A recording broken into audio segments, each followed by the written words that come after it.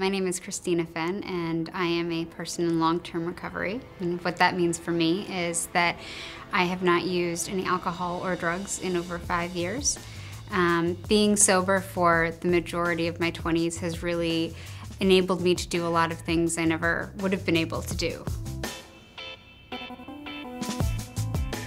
I struggled with eating issues a lot through college, and then once that was sort of my primary addiction, and then once my eating disorder got a little bit better after I graduated college, my drinking took off, and I just drank a lot by myself. It got to the point where I didn't really know what would happen when I would go out, or whether I didn't know if I was gonna be able to have one drink or 10. I kept my drinking very close to home. A lot of people actually didn't really know what I was going through, and they didn't know that I was drinking as much as I was.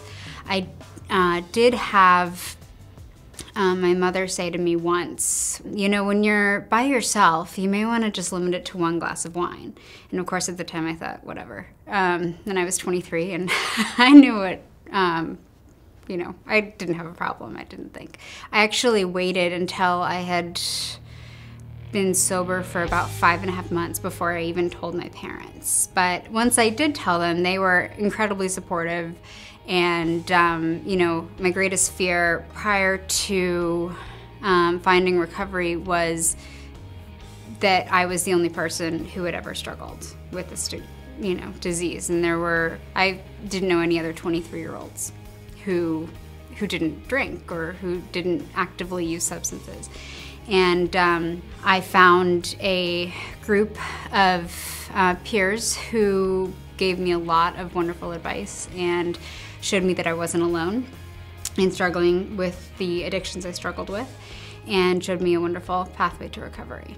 It's not too early. It's never too early to get into recovery. I, you know, really got a sense of self-worth back, and I've since, you know, gone back to graduate school for a topic I'm really passionate about.